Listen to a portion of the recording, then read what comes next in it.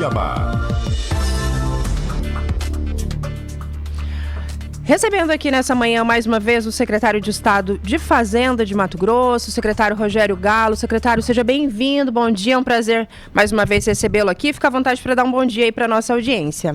Bom dia, Camila, bom dia, Pedro, também bom dia a todos aqueles que estão nos ouvindo nesse momento e parece que assistindo também pelo YouTube. Assistindo também, o pessoal pode se conectar conosco no YouTube, Facebook, deixar participação, deixar a tua mensagem, uma série de assuntos importantes aqui para o nosso estado para a gente tratar nessa manhã, mas eu preciso perguntar primeiro se o secretário está feliz, está contente, secretário? Eu sei que o senhor tem um time que é líder do Campeonato Brasileiro, tem um time que está 100% de aproveitamento na Libertadores, tá tudo sorrindo de forma positiva, não tá não, secretário? Tá tudo certo, no futebol nós estamos indo muito bem, né, Camila? Graças a Deus, por enquanto. E vamos reinar por muito tempo ainda com o nosso Abel lá, né? E ontem, aproveitar que o senhor falou do Abel, rapidinho, fugindo um pouquinho aqui da nossa pauta, mas gostou do anúncio da seleção brasileira, secretário? É uma novidade, né? Ao menos a gente estava testando aí alguns técnicos, tivemos 2 ou 3 técnicos aí depois da saída do Tite e me parece que é uma novidade positiva. Temos técnico, agora temos que ver se temos time. Pois é.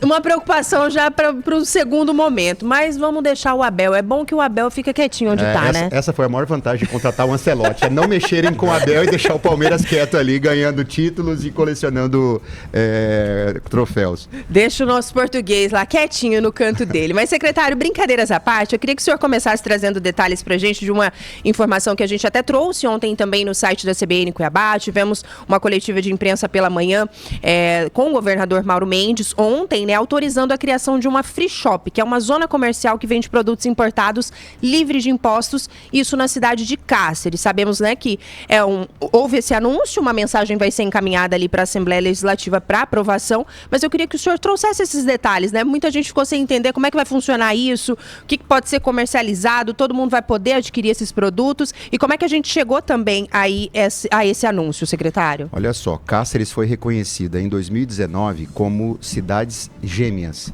O que significa isso? Significa que ela é uma cidade de fronteira que tem como vizinha uma outra cidade do país vizinho. No caso de Cáceres, você tem São Matias, na Bolívia, né, que fica logo ali na divisa, e San Inácio um pouquinho mais longe. Então, as duas cidades ali formam uma cidade como se denomina irmã gêmea da cidade de Cáceres. Então, essa é uma legislação federal que reconhece essa qualidade para essas cidades que têm essas características ali transfronteiriças. Quer dizer, que há uma comunicação entre os dois países pelas duas cidades.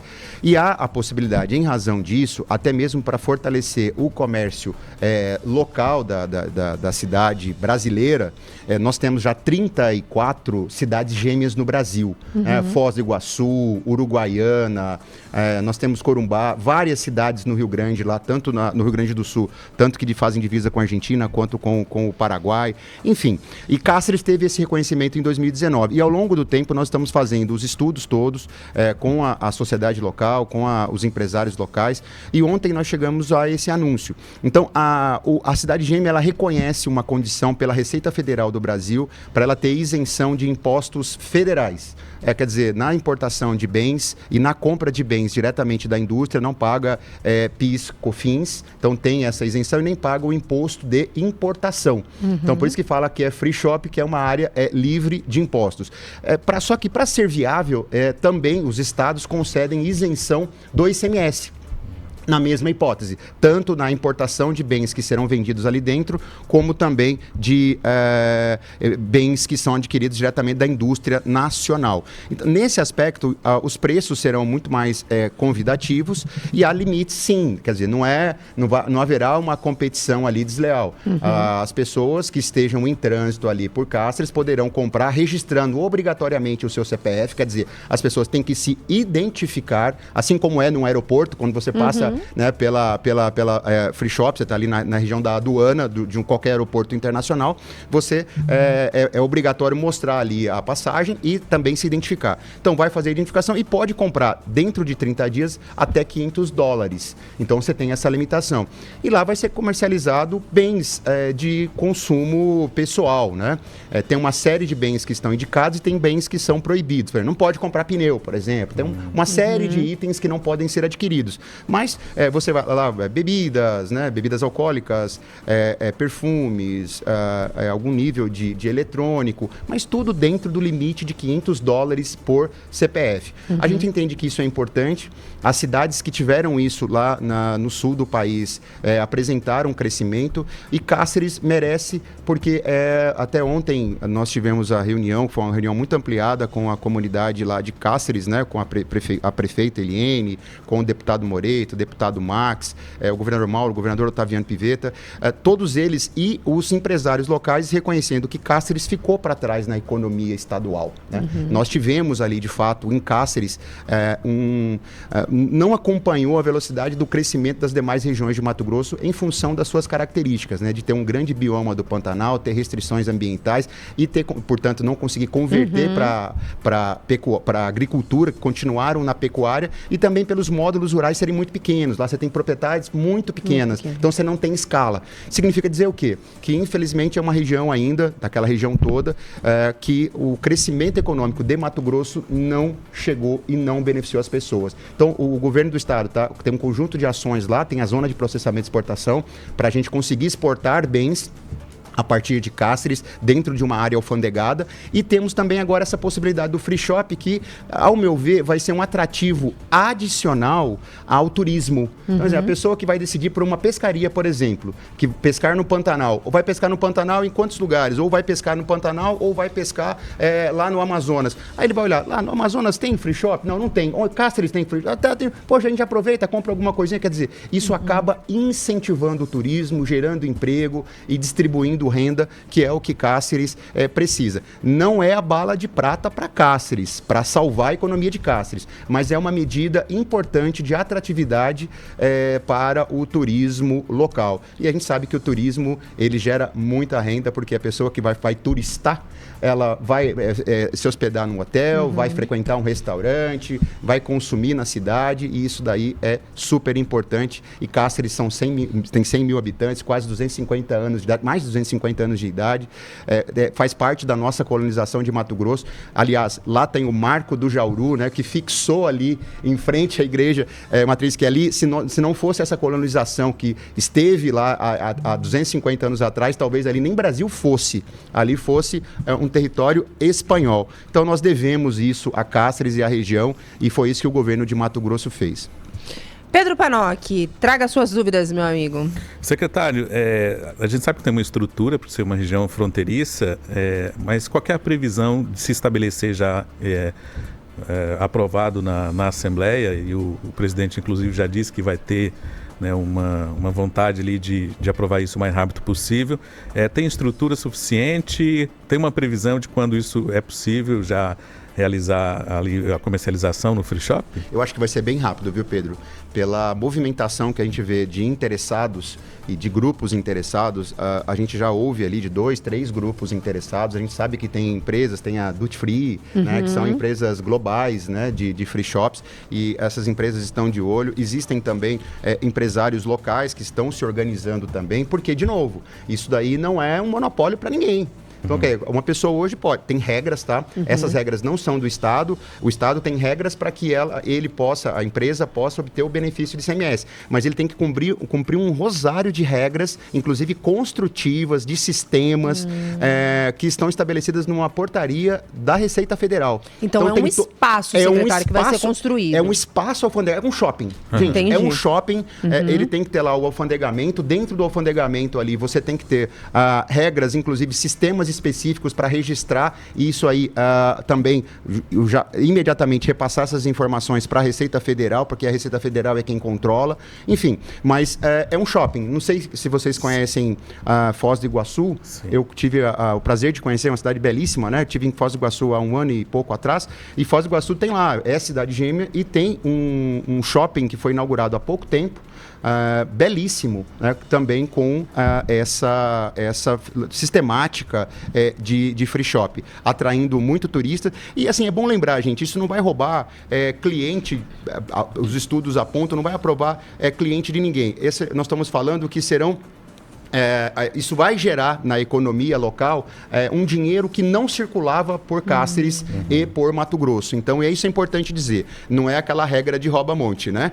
Tô tirando de alguém para colocar no free shop. Não. A ideia exatamente é que a gente tem ali, e é isso que demonstram os demais cases de sucesso, como o de Uruguaiana, é que a gente tem ali uma adicionalidade econômica. Quer dizer, significa que nós vamos ter mais gente circulando, mais dinheiro circulando e, obviamente, gerando ali riqueza na cidade de Cáceres, porque as pessoas que vão lá não gastam só no free shop, gastam também em outras coisas. Em Rapidinho, toda a cidade, só né? uma dúvida. Fique a à gente vontade. sabe, o secretário mencionou a questão de Foz do Iguaçu e outros lugares que a gente atravessa, né? A ponte ali para fazer compra no Paraguai, por exemplo. O que você está dizendo é que o free shop vai se estabelecer na cidade de Cáceres, é isso? Na cidade de Cáceres, possivelmente ali na BR-070, que é onde tem o fluxo de carros, né? As pessoas que estão circulando ali, muitas delas, inclusive, vindo da própria Bolívia. Lembrando, gente, quem reconheceu a característica de cidade gêmea foi o Ministério do Desenvolvimento Regional e o Congresso Nacional, né? Então, esse reconhecimento é algo dado, não foi o governo do estado que reconheceu como cidade gêmea. O que nós estamos reconhecendo é que, sendo cidade gêmea, nós temos algum tratamento tributário que pode ser conferido. No caso, a isenção do ICMS, e essa foi a decisão do governo ontem de conceder essa isenção. E lembrando também que os volumes que são comercializados, para você ter uma ideia, lá em Foz do Iguaçu, no ano inteiro, quer dizer, uma cidade que recebe milhões de turistas, eu vi um dado que eu achei até curioso. Foz do Iguaçu, salvo engano, é a segunda ou a terceira cidade mais visitada do Brasil por estrangeiros. É um dado muito curioso que eu não conhecia, né? Eu imaginava que fosse outras cidades do Nordeste, litorâneas e tal. Você veja como é a capacidade ali de geração de turismo. Lá foi mais ou menos movimentado por ano 30 milhões de dólares. Estamos falando de 150 milhões de reais. Então, quer dizer, nós estamos falando isso lá em Foz do Iguaçu, sendo a segunda, terceira cidade mais visitada do Brasil por turistas estrangeiros. Cáceres, a gente vai ter um valor muito menor do que esse. Então, eu já ouvi algumas preocupações aí. Será que vai impactar comércio aqui, acolá? Não vai impactar. Pelo contrário, como eu disse, o nosso objetivo é que esses recursos eles ingressem um dinheiro que não circularia a mais, ele não circularia por Mato Grosso, né? Sim. 8h30, a gente tem que fazer aquela tradicional pausa agora, né, Pedro? Rapidinho para acompanhar o repórter CBN e já a gente está de volta, secretário, para seguir aqui o nosso bate-papo. Okay. 5 minutos de volta aqui na CBN Cuiabá, amanhã de terça-feira, dia 13 de maio de 2025. Você que está sintonizando agora na 95.9 FM, a gente está recebendo o secretário de Estado de Fazenda, Rogério Galo, falando aqui sobre alguns pontos importantes para Mato Grosso. E, secretário, toda vez que o senhor conversa, né, conosco, conversa com a imprensa, é inevitável que a gente toque nesse assunto aí da reforma tributária, né? São diversos caminhos, diversos encaminhamentos que a gente vem acompanhando aí ao longo dos últimos tempos. A gente sabe que Mato Grosso tem um volume de investimentos bastante significativo, mas o senhor sempre traz essa preocupação, né, de uma eventual perda de arrecadação para Mato Grosso em função de novos textos, né, novos projetos que foram aprovados. Se a gente pudesse trazer um apanhado, qual que é o principal ponto de preocupação do governo nesse estado, nesse momento, e o que é que está sendo elaborado e pensado aí para os próximos anos para que a gente não perca essa capacidade de investimento, mesmo com esse impacto significativo que nós teremos na arrecadação? Excelente, Camila. Eu acho que esse é um ponto super importante para a gente conversar e falar muito aí ao longo dos próximos anos. Não é algo que vá simplesmente se extinguir com o final do governo e é algo que vai se projetar no tempo, pelo menos aí até 2032. A gente sabe que o nosso tributo, o ICMS, ele vai ser extinto, né, por conta da aprovação de uma PEC lá em 2023. E vai criar, a Constituição criou o Congresso Nacional criou um outro tributo. Esse tributo chama-se Imposto sobre Bens e Serviços. Ele aglutina o ICMS do Estado e o ISS, que é o Imposto sobre Serviços dos municípios, num só tributo, nesse IBS. E aí o Estado e o município, por meio de um comitê gestor sediado em Brasília, com representação dos estados e dos municípios na gestão desse comitê gestor, fará a administração desse novo tributo IBS. Porém, esse tributo, esse IBS, ele vai estar pleno, quer dizer, incidindo plenamente apenas em 2033. E por quê?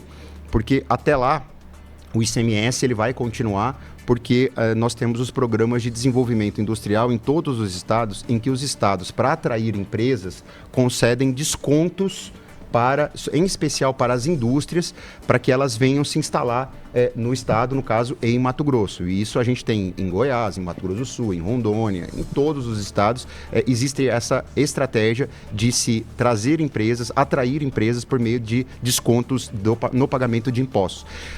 O que essa reforma fez foi acabou, né, com a possibilidade dos estados conceder benefício fiscal pelo ICMS. Não haverá, a partir de 2033, mais benefícios fiscais. Então, o estado perde essa capacidade. O ano passado, para se ter uma ideia, nós conseguimos atrair empresas. Hoje nós já temos mais de 1.500 indústrias incentivadas pelo ICMS. Há 20 anos atrás nós tínhamos apenas 40 indústrias. Só para dar um dado, Mato Grosso em 2019, o primeiro ano do governador Mauro, tinha um PIB de 130 bilhões de reais. O PIB do Mato Grosso fechado, estimado para o final do ano passado, 2024, é 260 bi. Nós dobramos o PIB do estado. Isso significa que as medidas que estão sendo tomadas de incentivos à economia está funcionando. Basta ir no interior do estado e mesmo aqui na capital para ver indústrias brotando e gerando bons empregos. Então, o que vem no lugar quando a gente acabar com esse programa de benefícios fiscais? Entra um tal de Fundo de Desenvolvimento Regional. É o governo federal colocando dinheiro, são 60 bilhões por ano, e isso vai ser distribuído para os estados de acordo com critérios, e os estados podem, ao invés de dar benefícios agora tributários, como é hoje, ele vai dar benefícios financeiros. Ele vai transferir dinheiro para o caixa das empresas, devolvendo o que ela pagou de IBS. A gente está chamando isso de cashback do IBS. Quer dizer, é aquela história. Quem receber mais, o estado que receber mais dinheiro desse Fundo de Desenvolvimento Regional, vai ter mais condição de atrair empresas. E aí é que mora o detalhe, né? Porque Mato Grosso vai ser o estado que menos vai receber, ao lado de Mato Grosso do Sul, esses recursos do Fundo de Desenvolvimento Regional. Por quê? Porque nós tivemos dois critérios, como eu mencionei, 60 bilhões vão ser divididos por dois critérios. Um critério, 70% dos 60 bi, vai ser distribuído pelo FPE, Fundo de Participação dos Estados, que é um indicador que distribui parte do imposto de renda e do IPI para os estados. Sabe qual é o requisito para você ter o indicador do FPE? PIB per capita invertido. Quer dizer, quem tem menor PIB per capita, o estado que tem menor PIB per capita, recebe mais. Mato Grosso, como a gente produz muito e tem uma população pequena, nosso PIB, o nosso indicador de FPE é pequeno, então recebemos menos por esse indicador. E o outro é população. Então, Mato Grosso aí piorou. Nós temos a população pequena. Então, significa dizer, os dois indicadores nós não somos beneficiados. Significa dizer que, sabe, o segundo estado que mais vai receber recursos dos 60 bilhões para desenvolvimento regional, o estado mais desenvolvido do Brasil, São Paulo. São Paulo vai receber 4 bilhões de reais e Mato Grosso vai receber 1 bilhão de reais. São Paulo, então, o estado mais desenvolvido do país, vai receber 4 vezes mais para poder manter empresas ou atrair empresas. Ele, naturalmente, o estado de São Paulo vai atrair novamente, e a gente fala que essa é uma reforma que vai reindustrializar a região sul e sudeste. E vai criar problemas para estados que estão em desenvolvimento. Então, o que fazer? Vamos ficar parados, braços cruzados? Não. O governador Mauro, o governador Otaviano, o governador Mauro, inclusive, já mencionou isso. Nós estamos trabalhando no programa de Estado chamado MT 2033. MT 33. É um conjunto de estratégias que vão fazer com que a gente chegue em 2032, na virada para 2032, para 2033, com um conjunto de medidas adotadas tanto do setor público quanto do setor privado. Por exemplo, investimentos públicos em áreas sensíveis de infraestrutura. São Paulo tem a melhor qualidade, por exemplo, de energia elétrica na zona rural, né, com uma estabilidade, rede trifásica. Temos que pensar nisso. Conectividade rural, uma boa conectividade, chegar a um 4G 700 MHz. Nós precisamos ter conectividade rural. Nós vamos ter estradas. Mato Grosso tem 20 mil quilômetros de estradas ainda por pavimentar. O governador Mauro fez 6 mil quilômetros, dobrou a malha pavimentada em 6 anos. Nós precisamos continuar essa trajetória. Então, quer dizer, é um estado que vai depender muito da sua capacidade de continuar investindo de 15% a 20% da sua receita em projetos estruturantes, para que a gente chegue lá em 2033 com o estado capaz de competir com esses gigantes do país, porque se for depender do Fundo de Desenvolvimento Regional para atrair empresas, nós vamos perder muitas disputas de investimentos com estados que vão ter mais recursos do que nós. Vou dar um exemplo. Por exemplo, uma empresa vai chegar aqui em Mato Grosso e falar, olha, o estado de Goiás está me pagando lá, devolvendo 50% de tudo que eu pago de IBS, que é esse novo tributo.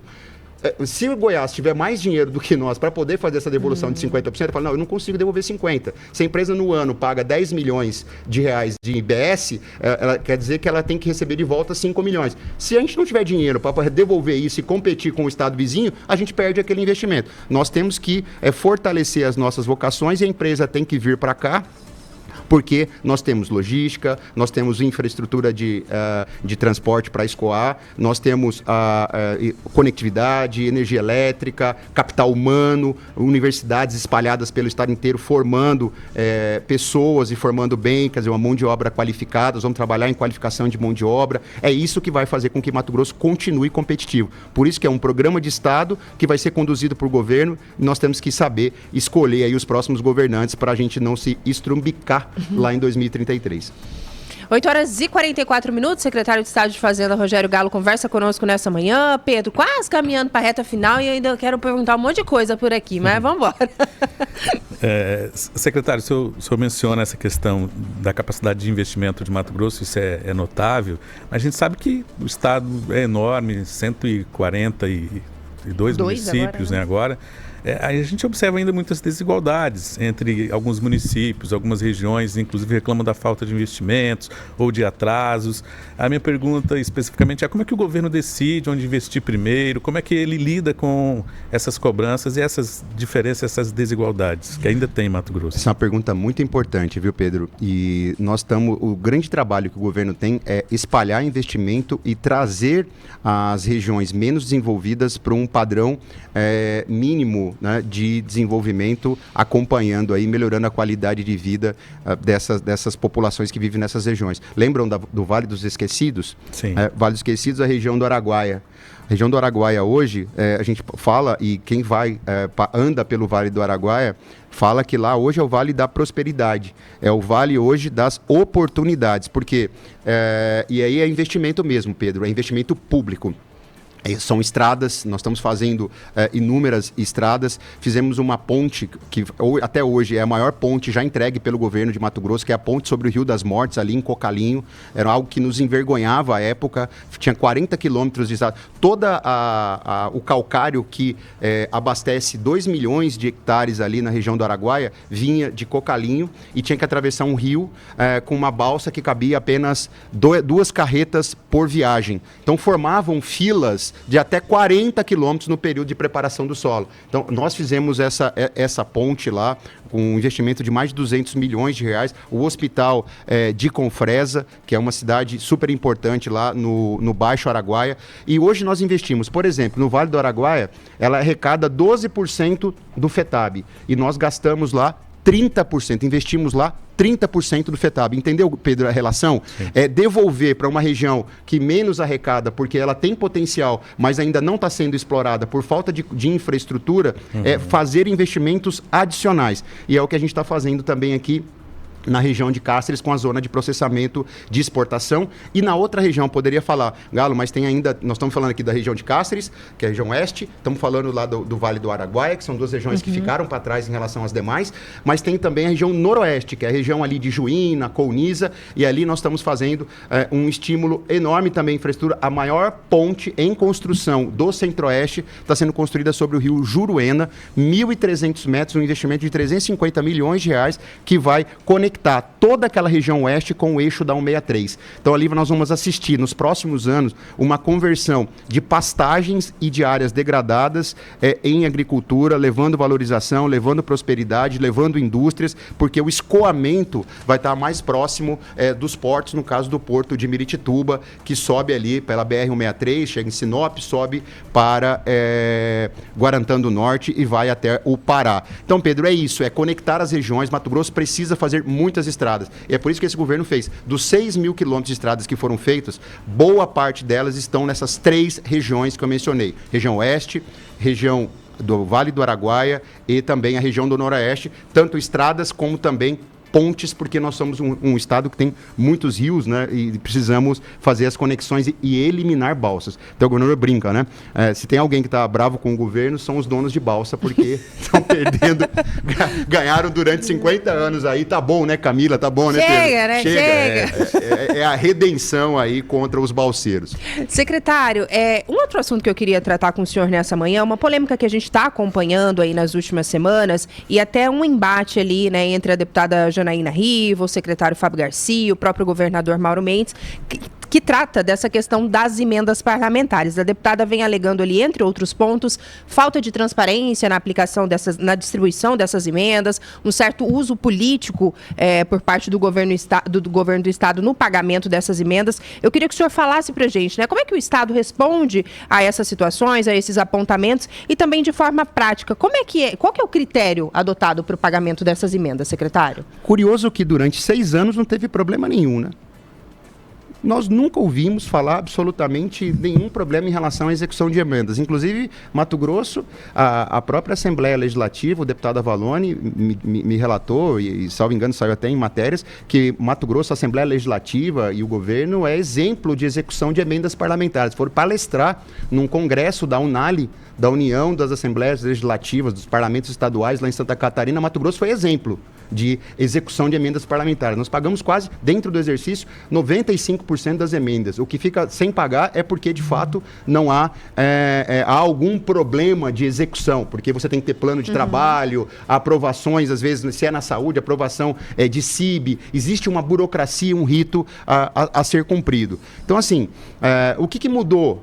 Nós estamos chegando às vésperas de uma eleição e me parece que há uma contaminação aí de alguns agentes eleitorais, de alguns agentes políticos que estão, na verdade, tentando criar aí uma cortina de fumaça sobre um tema que é muito tranquilo e vem sendo tratado de forma absolutamente tranquila ao longo de todos esses anos.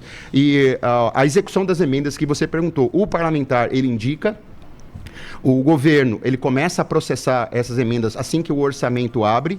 Então, tem lá as fases de execução da emenda. A primeira delas é a apresentação de projeto, aprovação desse projeto, plano de trabalho.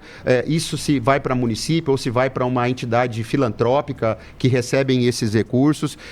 E depois, no momento de fazer o pagamento, ele respeita um fluxo. E esse fluxo, ele é dentro do exercício, até o final, até 31 de dezembro do respectivo ano. Então, quer dizer, alguns deputados, eventualmente, colocam em projetos mais simples e, às vezes, podem até receber, em função da simplicidade, do fluxo e da menor burocracia dos projetos que foram escolhidos, receber de modo antecipado. Mas não há nenhuma aí questão que a gente possa dizer que vai levar a uma irregularidade. Lembrando, nós 6 anos já de governo, nós pagamos aí bilhões já de emendas parlamentares, nós temos aí execução de quase 700 milhões de reais de emendas parlamentares por ano e até hoje não houve qualquer reclamação. A reclamação vem de modo oportunista aí já numa reta eleitoral. Então, me parece que é um chororô antecipado aí em decorrência do processo eleitoral.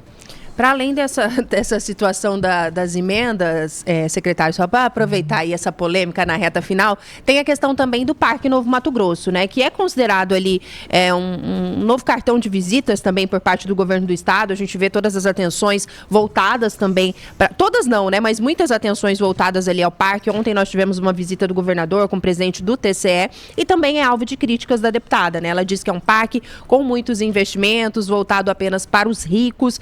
O senhor acha que também faz parte desse processo eleitoral? Também total. É um discurso contaminado? Não, total, contaminado. Cuiabá não merece ter um parque em nível mundial para receber mega eventos.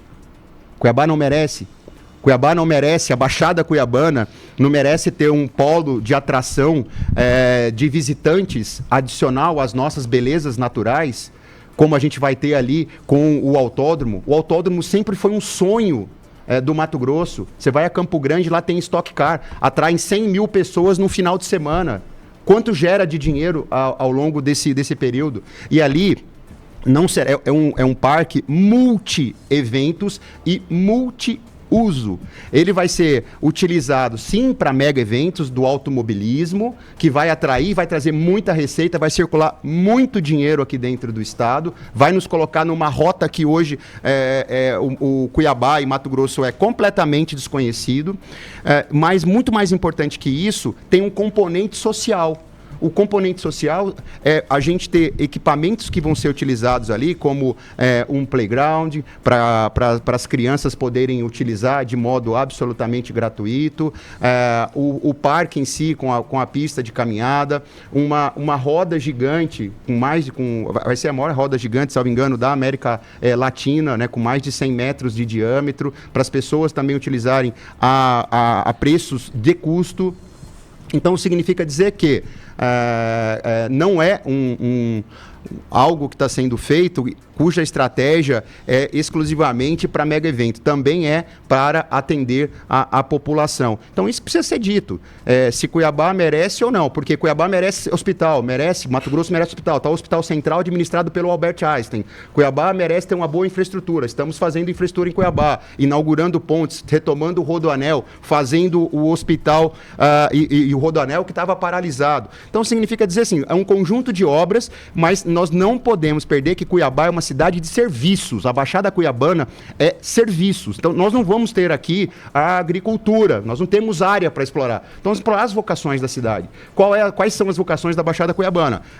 Turismo de eventos, turismo de negócios, é para isso que esse parque está nascendo e eu tenho certeza absoluta que nós vamos conseguir demonstrar ao final e quando esse parque estiver em uso, que foi uma estratégia super acertada de um visionário que é o governador Mauro, ao trazer um investimento que parece difícil de entender, mas as pessoas sabem que quando a gente fala de mega eventos, nós estamos falando de muito dinheiro circulando e estamos falando de... Lembrando, o Parque das Águas é um sucesso. Todo mundo falava que era uma loucura, né? O Parque das Águas era um lugar completamente abandonado, era um pântano abandonado. Hoje, se você passa lá qualquer dia à noite, é bonito de ver. Se não fosse a tragédia da gestão anterior da Prefeitura de Cuiabá, nós teríamos, inclusive, até hoje, funcionando ali o Show das Águas. Quer dizer, por conta de política, infelizmente, não se levou adiante aquilo que seria muito legal no Parque das Águas, mas continua super utilizado. O mesmo vai acontecer com o Parque Novo Mato Grosso, eu não tenho dúvida que essa é uma contaminação antecipada do processo eleitoral, o que é lamentável, que a gente tinha que estar trabalhando, gastando energia para discutir Mato Grosso, fazer as coisas, endereçar as coisas de modo absolutamente republicano e fazendo discussões rasteiras, né? Secretário, 8h55, eu vou ficar devendo, já vou pedir desculpas aqui, que eu tô vendo que chegaram alguns áudios do Daniel, do seu João Viana, algumas mensagens que eu não vou conseguir trazer no ar a tempo, porque a gente está caminhando aqui para a reta final, mas só antes de se despedir aqui, tem um ouvinte aqui, o Rogério, que ele tá falando bem assim, Camila, presta atenção no jeito que o secretário fala, com entusiasmo, eficiência, gestão, o futuro do Estado está em boas mãos, dá até vontade de votar nele agora. Tem aí essa previsão por parte do secretário Rogério Galo, muito se fala, né, de dois caminhos, ou uma vaga ali no TCE, ou também uma disputa eleitoral. Nessa reta final, secretário, tem vontade de Camila, eu sou enfrentar as urnas? Não, eu sou candidato aí a continuar fazendo o meu trabalho, enquanto aí eu tiver a confiança do governador Mauro. Não trabalho com essas especulações, porque isso atrapalha o trabalho, né? Quando você coloca, nós estamos falando agora há pouco aqui, quando você coloca a eleição e objetivos eleitorais à frente do interesse público, o que acontece? O trabalho fica em segundo plano e os objetivos, os objetivos individuais acabam sobrepondo ao interesse coletivo. Eu não trabalho nesse momento com qualquer especulação nesse sentido, eu estou muito focado no trabalho, como sempre estive. E detalhe, Mato Grosso exige nesse momento um cuidado muito especial na área que eu atuo, que é a área de gestão fiscal e tributária. necessária e para que a gente consiga fazer a melhor transição dos regimes. Nós vamos sair de um mundo que é do ICMS, em que a gente hoje tem uma arrecadação em cima do que a gente produz, e vamos para outro mundo em que a gente vai perder essa arrecadação sobre a produção. Então eu estou muito focado na minha pasta, na minha área de trabalho, e eu não deixo interesses individuais aí contaminar. E eu acho isso aí lamentável, essa antecipação que está acontecendo. Gente, nós estamos há 1 ano e meio da eleição e parece que as coisas já estão completamente tumultuadas aí. E o que a gente tem que, nesse país, até eu defendo a junção das eleições, né, tanto municipais quanto estaduais e nacionais, numa só data, para que a gente pare disso. Nós acabamos de sair num processo eleitoral de Cuiabá, por exemplo, e dos municípios, e já estamos em outra. Quer dizer, quando que trabalha? Quando que trabalha? Quer dizer, não faz sentido. Então nós temos sim que olhar para frente e parar de discussão aí sobre projetos eleitorais, que me parece que isso, com toda sinceridade, não é o que a população quer. Não é o que o seu João quer, que a dona Maria quer, não é o que eles querem. O que eles querem é resultado, e resultado com o dinheiro que é arrecadado da população, e é isso que nós estamos comprometidos a fazer. Secretário, 8h59, agora já está chegando o momento do Repórter CBN, mas queria agradecer mais uma vez a participação do senhor aqui. Fique à vontade em voltar mais vezes e se despedir aí da nossa audiência. Obrigada, Noelisa, também está aqui na nossa companhia. Obrigada, secretário. E sucesso aí para Mato Grosso, sucesso para o teu time também. Que se seu time está feliz, eu vou ficar feliz também, secretário. É bom a gente trabalhar tranquilo, né, Camila? Ganhando aí os campeonatos. Eu agradeço o convite aqui. Obrigado, Camila. Obrigado, Pedro, pelo espaço. Sempre à disposição, e avante palestra, né? Ai, meu Deus, não tem jeito melhor de encerrar aqui esse primeiro bloco. A gente vai acompanhar. Tá balançando a cabeça ali a outra, não sei por que motivo. Corintiana perdeu o final de semana, tá triste mesmo. Aí não tem jeito, né? Corintiano vai viver eternamente triste. Vamos pro Repórter CBN, já já a gente tá de volta.